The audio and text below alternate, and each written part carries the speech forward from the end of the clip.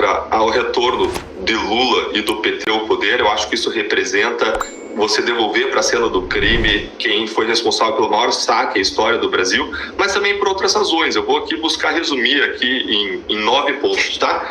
Primeiro lugar, Mensalão. Segundo lugar, Petrolão. E a gente precisa prestar atenção que Mensalão e Petrolão não foram só esquemas de enriquecimento pessoal, mas um grande, o maior ataque à democracia, a maior fraude à democracia consumada da história do Brasil, com a manipulação de resultados de eleições por meio da injeção de propinas em campanhas eleitorais. E a gente precisa ver que o PT, se eleito, vai ter um novo problema de governabilidade, o mesmo que teve no passado, porque foi eleita uma grande base conservadora no Congresso, e o Lula está do lado das mesmas pessoas, continua do lado das mesmas pessoas que praticaram os escândalos de corrupção, foram condenadas, ou seja, existe um grande risco de esse mal voltar ao Brasil. Em terceiro lugar, existe um aumento de violência no governo do PT e houve uma política de coitadismo penal. Mota pode falar sobre isso muito melhor do que eu.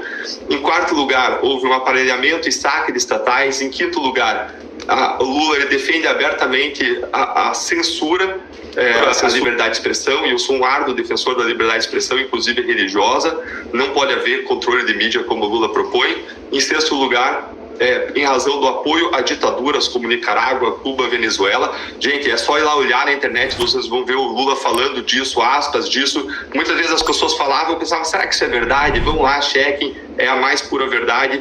Em sétimo lugar, o PT foi responsável pela maior crise econômica da história, e com Lula defendendo furar teto de gastos, ignorar teto de gastos, é para esse caminho que a gente vai ir, se isso se consumar. Em oitavo lugar, tem uma preocupação muito grande com a composição nova do Supremo Tribunal Federal, porque se Lula escolher novos ministros e o próximo presidente vai escolher 2, isso vai ser um desastre para a causa anticorrupção. Ele estava junto com aquela turma da impunidade que dizia que esse crime aconteceu, para que punir? Tem ainda um receio de que esses ministros promovam uma grande perseguição.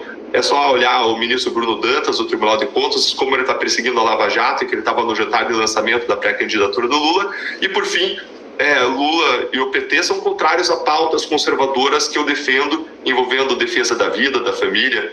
Lula expressamente, em um momento neste ano, defendeu o aborto para todas as mulheres.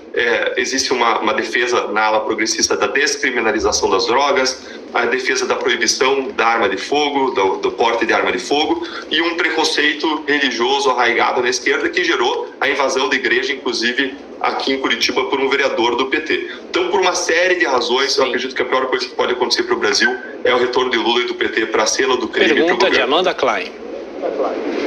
Deputado, o senhor me desculpe, mas não há preconceito da esquerda contra a religião ou contra as igrejas. Isso é uma falácia. Da mesma forma, não há no programa do PT nenhuma proposta de descriminalização das drogas ou de liberação do aborto, nada que não sejam os critérios já estabelecidos pela legislação. Agora, minha pergunta para o senhor é outra. O senhor foi muito criticado num grupo de WhatsApp de procuradores por conferir seu apoio imediatamente a um governo que também tem casos de corrupção ou investigação ou suspeita de casos de corrupção, como orçamento secreto, figuras que participaram do Mensalão e do Petrolão e que hoje estão no Ministério, ou então são presidentes do partido do atual presidente da República, pastores do MEC, compras de vacinas ou tentativa de compras de vacina muito suspeitas, entre inúmeros outros casos. E mesmo assim o senhor conferiu o apoio a esse governo, um governo que desmobilizou e desmontou a Lava Jato, que nomeou Augusto Aras fora da lista tríplice como Procurador-Geral da República.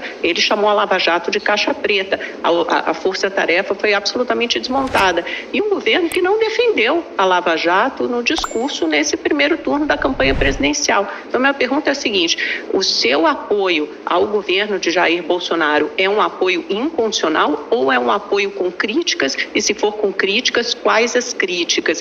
E outra pergunta rapidamente para emendar: o senhor apoia a PEC que quer aumentar o número de ministros do Supremo de 8 para 15?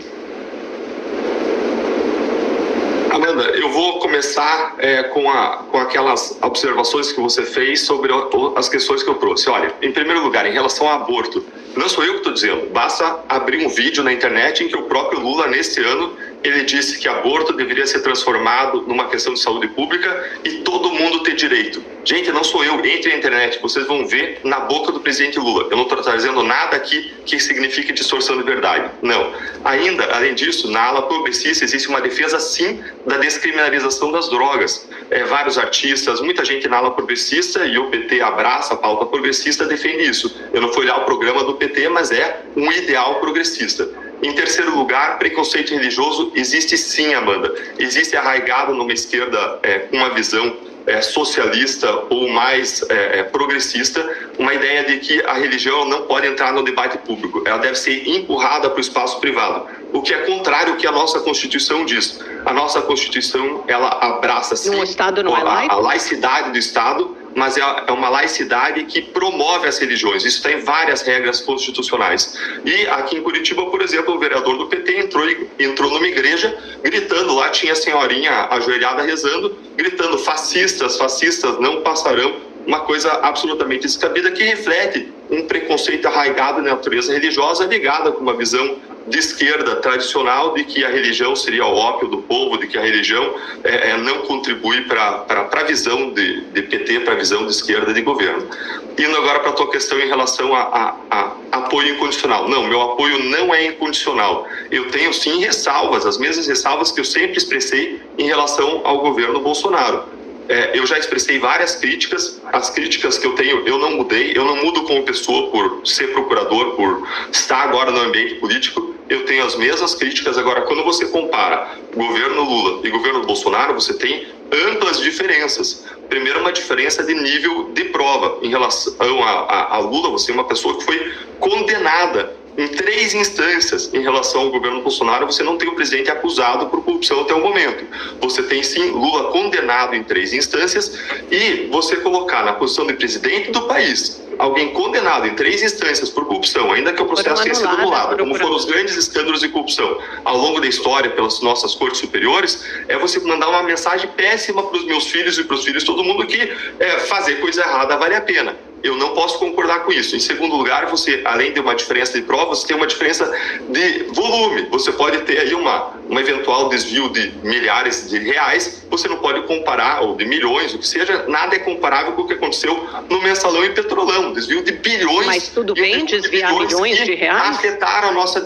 Desculpa, Amanda, só vou concluir, depois eu discuto com toda a paciência do mundo, tá?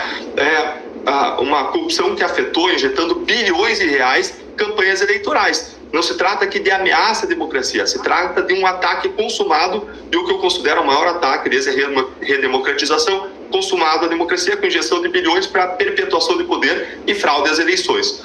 Então, a gente tem uma diferença muito significativa entre o que se acusa de corrupção agora e o que se praticou comprovadamente de corrupção bilionária no passado, na minha leitura.